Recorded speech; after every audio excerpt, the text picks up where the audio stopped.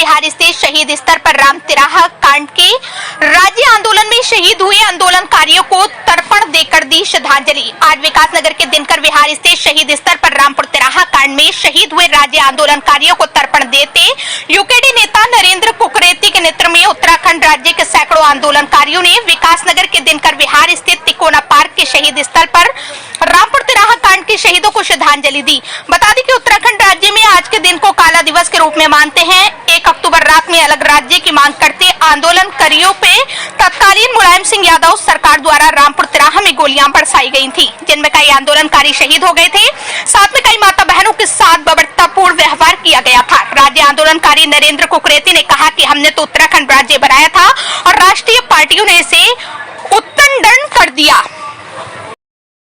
साथियों समझ जो माटू सारो बिक जालो और आज जो है शहादत मनाना चाह हम लोग क्या बन ये मौका पर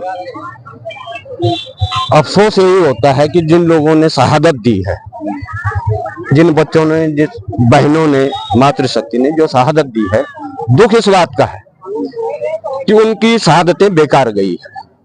और बेकार का अभिप्राय मेरा कहने का यह है कि जो मानसिकता हम लोगों की थी कि पृथक राज्य, जिस मानसिकता को लेकर हमने लड़ाई लड़ी थी और राज्य का निर्माण हुआ था, आज वो कोसों दूर है और मन बहुत व्यथित है इस चीज को लेकर कि भाई हम सत्ता तक नहीं पहुंचे। इस चीज को लेकर है कि अगर हमने उत्तराखंड राज्य लिया है तो आज उस राज्य की स्थिति क्या है। आज स्थिति ये है कि पूरा पहाड़ बिक चुका है, पूरा उत्तराखंड बिक चुका है। और हम जैसे ही राज्य बनाता हमने मूल निवास और 1950 और भू कानून और धारा 371 हिमाचल की तर्ज पे हमने तभी जो है एक मेमोरेंडम जो है, जो यहाँ राज्यपाल हुए थे पहले सरदार जी, उनको हमने दे दिया था कि तुरंत जो है यहाँ ये चीजें लगाएं ताकि बाहर का आदमी यहाँ जमीन की खरीद फरोख्त न करे। लेकिन दुर्भाग्य रहा हमारा कि वो नहीं हो पाया। फिर दूसरा ये हुआ कि 2002 में जब चुनी हुई सरकार आई नरेंद्र तिवारी जी की, तो हम उनके पास गए। हमने कहा जी इसको वो कर दीजिए, आप भू कानून को लागू कर दीजिए। क्यों? भारत का संविधान आपको ये इजाजत देता है राज्य सरकारों के कि अपनी सुविधा के अनुसार या अपने क्षेत्र की जनता के सुविधा के अनुसार आप इस कानून को लगा सकते हैं। भारत का संविधान इजाजत देता, तो आप क्यों नहीं कर रहे हैं? तो मैं ये कह रहा हूं कि चाहे वो कांग्रेस के लोग हों, चाहे वो भाजपा के लोग हों और कोई भी राजनीतिक दल का है, वो दोनों बराबर के भागीदार हैं इस राज्य को लुटाने की। देखिए बहुत स्पष्ट बात है कि जब से राज्य बना है 40 लाख लोगों ने प्लेन से यहाँ पलायन किया है और 30 लाख लोगों ने उत्तराखंड से बाहर को पलायन किया है। तो आप ये देखिए कि कितने लोग बाहर से यहाँ आए हैं। और दूसरी बात है कि मूल निवास खत्म कर दिया गया। हमारे लिए सबसे बड़ी दुखदायी बात यह है कि मूल निवास को समाप्त कर दिया गया और 2000 के बाद जो बाहर का आदमी यहाँ आता है उसके समकक्ष हमको ला दिया गया। तो मैं नहीं समझता कि पहाड़ का जो आम आदमी है वो समझ नहीं पा रहा अभी कि हुआ क्या है ये। अच्छा ये बताएं इसके लिए आगे क्या कदम रहेंगे आपके? नहीं, हमारे कदम तो लगातार चल रहे हैं ना। कदम तो पूछिए ना आप, या तो हम एक कदम पीछे हट रहे हो और एक कदम आगे चल रहे हो। हमारा कदम तो लगातार तमाम आम जनता के बीच में हम लोग जा रहे हैं।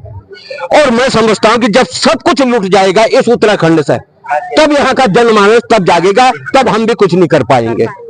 इसलिए मेरा तो तमाम साथियों से निवेदन है कि दलगत राजनीति से ऊपर उठकर इस राज्य को बचाओ, और राज्य बचेगा तो तभी राजनीति करोगे।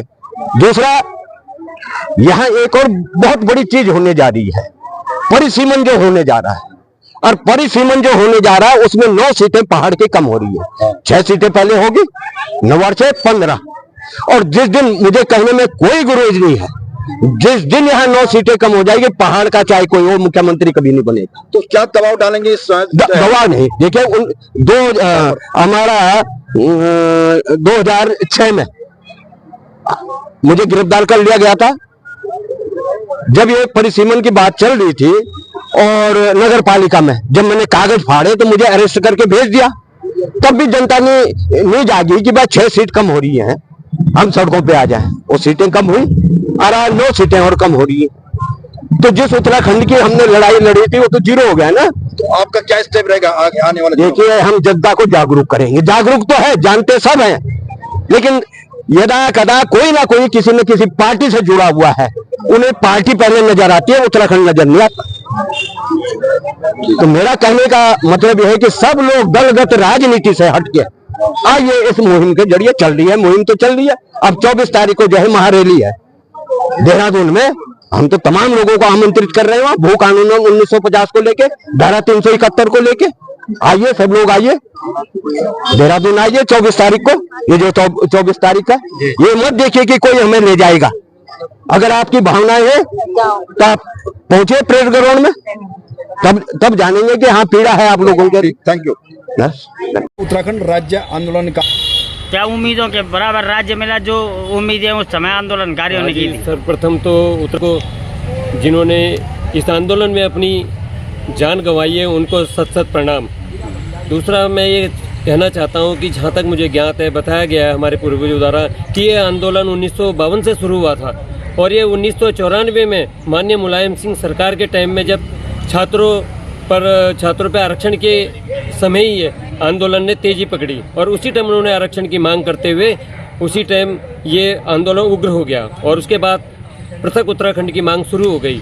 और उसी समय उत्तराखंड सरकार ने, जो मुलायम सिंह वर्तमान वो थे मुख्यमंत्री, उन्होंने उत्तराखंड आंदोलनकारियों पे उनको बर्बरतापूर्वक नरसंहार करवाया। एक प्रकार से मैं ये कहूँगा, महिलाओं की आबरू लूटी गई और उसके बावजूद भी उन्होंने जो है कई लोगों पर झूठे मुकदमे दर्ज कराए, जो कि लोग अभी तक भी कुछ भुगत रहे हैं। और यहाँ तक कि हमारी ये भाजपा सरकार वो उसके आंदोलनकारियों के हितों की रक्षा नहीं कर पाई और ना ही अभी तक उनको कोई न्याय दे पाई और ना ही कोई वकील जो अब तक इसके बारे में कुछ कर पाया।